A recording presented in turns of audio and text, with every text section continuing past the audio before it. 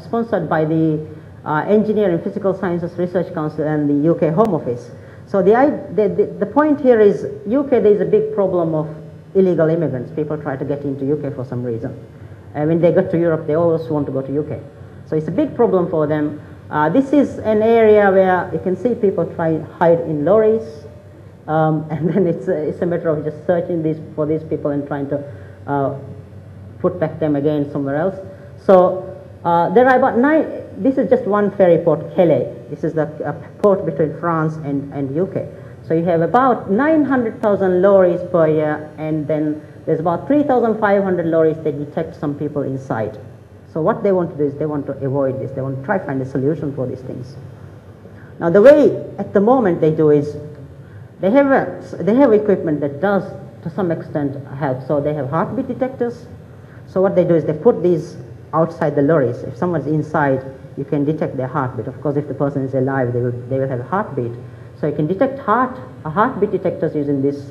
They also have CO2 probe. If someone is actually inside a lorry, you actually breathe, so that means you create carbon dioxide. So you can actually do CO2 monitoring. So the level of CO2 monitoring can tell whether the person is inside the lorry or not. Other things like visual inspection, canine, dogs, they use dogs, and also passive millimeter wave scanners. They just pass these lorries through, and then you can detect these things if there are some anomalies. So this is one of the series of about 3 or 4 projects they commissioned, and one of the projects that we suggested is, can we actually detect liars using, basically just using their facial expressions. Now the idea is, if you did an MRI scan of a person who is lying, you can easily tell whether the person is lying because the brain tells it.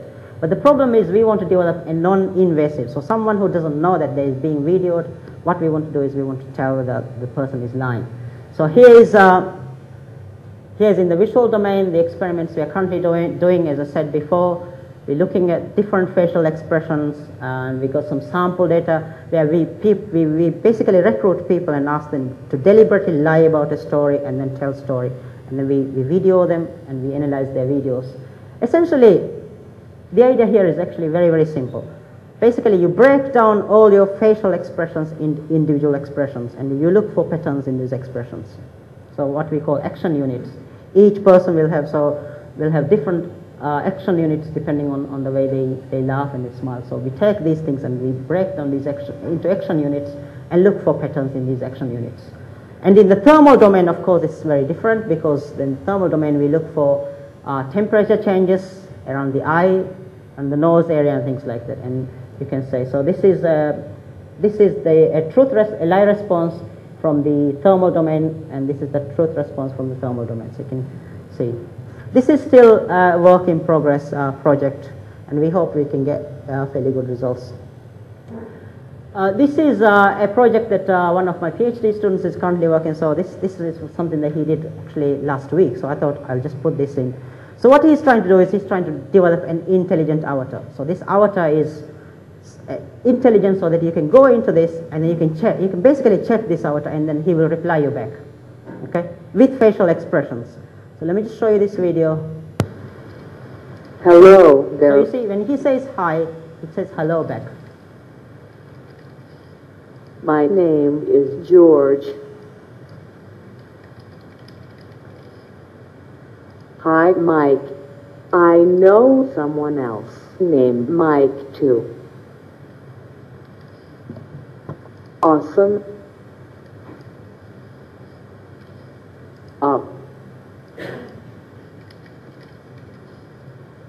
What do you have against autonomous computer programs? Yes? Thanks, I like you a lot too, Mike.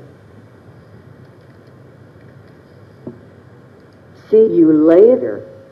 So the idea is you have an intelligent AI algorithms inside, basically, which takes this text that we type in and produces a response. At the same time, we have developed facial expressions so that the person can actually talk. So the idea is to drive this whole thing so that you can build a virtual environment. You go into this virtual environment, you see this virtual character, and you can barely tell the difference between the two, hopefully. Okay, so I talk about things that I'm doing, and everyone likes to ask what's the future. So let's just talk about what the future holds for this kind of things in this area.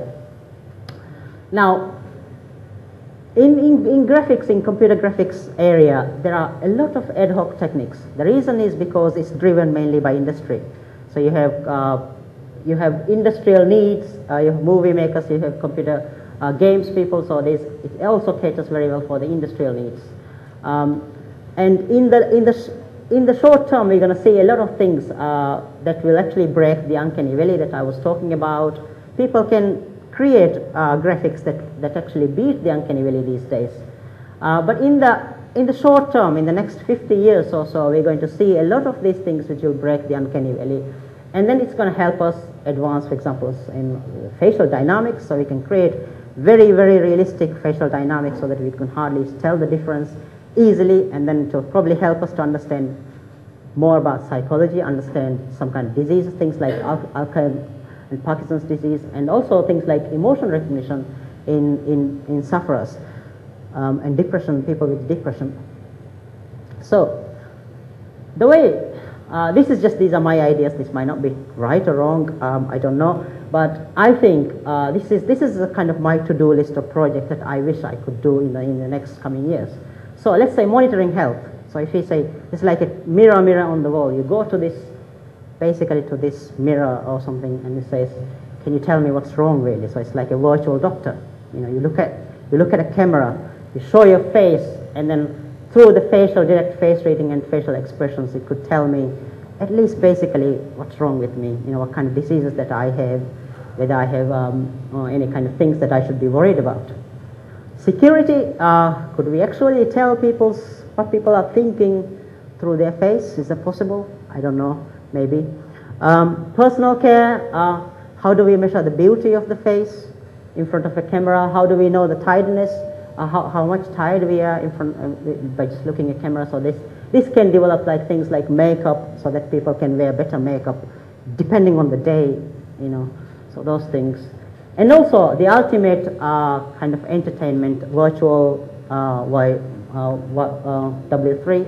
This is kind of a virtual world you go in, you can't distinguish between the difference between the real and the virtual. So these are kind of things that are probably to come in the future. Of course, I cannot tell for sure. So that's kind of short term. What's the kind of long term? I don't know, 50, 100, 300 years down the line, what's going to happen? Now the main problem that we have in computer graphics in this area is because we don't have a theory. Now if you look at it, Einstein has got a theory which says, which tells neat things about physics. Now for computer graphics, for a theory, what we need is, we need to understand what characteristics do we need from a theory, what do we want from such a theory, what kind of predictive power do we have, and what other disciplines can we bring in. For example, can we bring in mathematics, physics, psychology, and how do we test this theory, how do we apply this theory? So there is no such theory at the moment. So people are driving towards this theory which can tell within the virtual environment this is exactly what's going to happen, and how we can actually develop this kind of a virtual environment. So for this, what I call this as black swans. Now, black swans are extremely hard, extremely rare events. Now, every major invention in this world is actually a black swan. Because if you look at Newtonian physics, Newton came and changed the whole thing. Before that, we didn't know about Newtonian physics. And then Einstein came and again changed the whole thing. And then we have quantum mechanics and things like that. So these are all kind of inventions that are major events, but they are black swans. And again, in real life, for example, 9/11 terrorist attacks, nobody would have predicted it. It's a black swan. Nobody would have. And the 2004 tsunami, nobody would have predicted it. And it's a black swan. So the next, basically what we're looking for in this area, in computer graphics area, is the next black swan. So where is it going to come from? So the way I predict, the way I say this is, we have a kind of a physics. This is in a virtual environment. So there's nothing real here. There's no time. There's no physical entities in here in this virtual environment. But we use all the physics, all the laws of physics that we know. For example, we have Newton's laws of motion, Einstein's field equations, quantum physics.